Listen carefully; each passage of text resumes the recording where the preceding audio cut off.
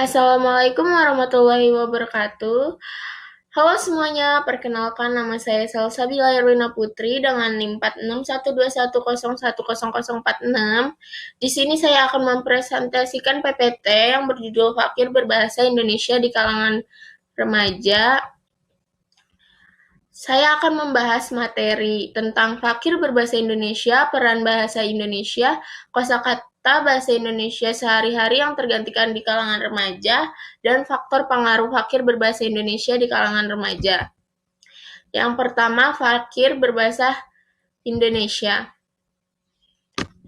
Tanda-tanda fakir bahasa Indonesia pada kalangan remaja semakin diperparah menggunakan kebingungan pada dialog kita. Kita menggunakan lancar menyisipkan istilah-istilah bahasa asing pada setiap dialog yang kita lakukan. Contohnya, daripada mengucapkan istilah maaf, kita lebih memilih istilah sorry atau sebut boring daripada bosan. Mungkin kita sengaja memasukkan istilah-istilah bahasa asing pada dialog supaya terlihat hebat pada depan lawan bicara kita, tetapi mampu jadi istilah-istilah bahasa asing secara otomatis terlempar kepada lisan kita yang telah awam dipergunakan sang kebanyakan orang.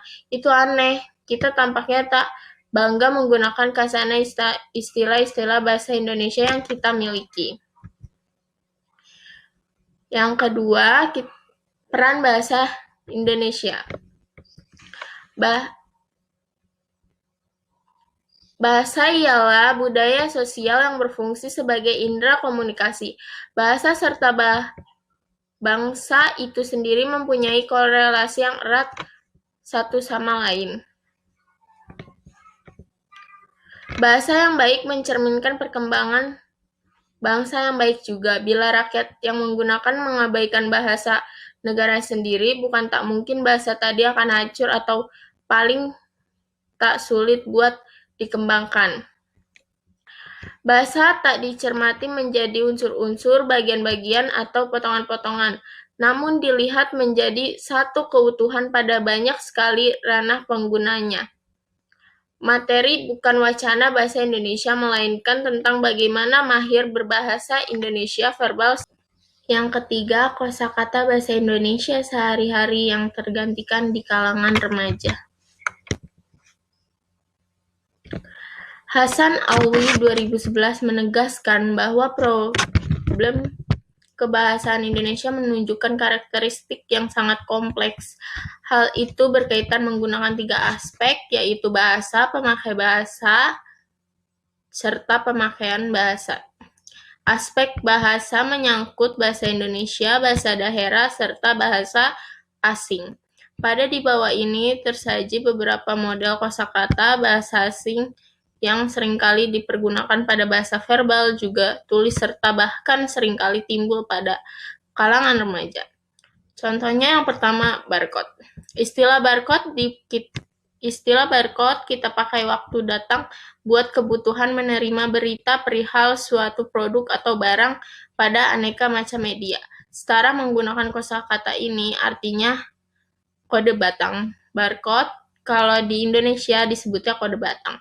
Contoh model kalimatnya, kode batang barang ini terdapat pada belakang bungkus. Seperti juga yang lainnya. Yang kedua, laundry. Laundry itu adalah penatu. Yang ketiga, fotokopi. Fotokopi itu fotokopi seharusnya. Terus yang keempat, outbound. Kalau di Indonesia disebutnya mancak rida. Yang kelima, screenshot. Di Indonesia tangkap layar. Keenam, soft launching, di Indonesia peluncuran awal. Ketujuh, ground launching, di Indonesia peluncuran resmi. Kedelapan, PowerPoint, yaitu salin dia.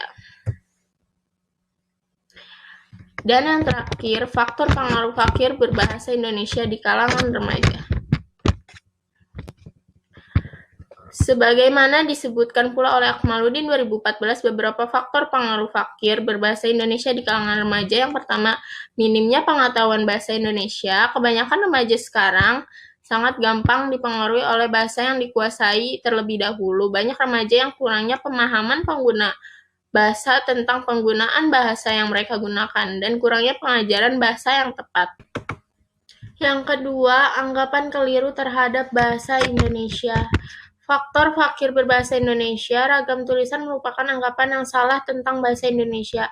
Anggapan yang galat ini mengakibatkan perilaku bahasa yang negatif di pengguna bahasa Indonesia.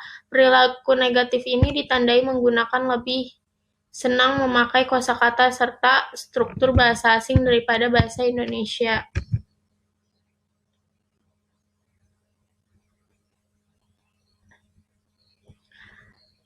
Nah, kesimpulan dari materi fakir berbahasa Indonesia di kalangan remaja adalah bahasa Indonesia lahir menggunakan mengadaptasi bahasa Melayu yang di saat itu awam dipergunakan.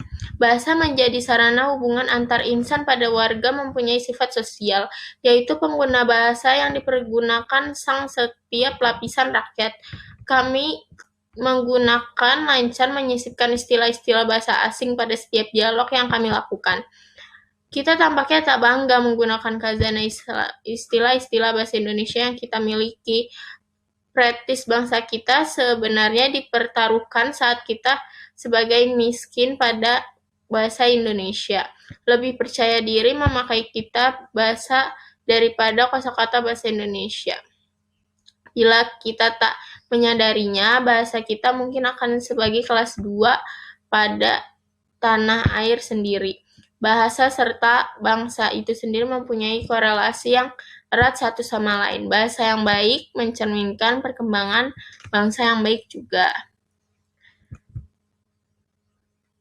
Sekian, terima kasih. Wassalamualaikum warahmatullahi wabarakatuh.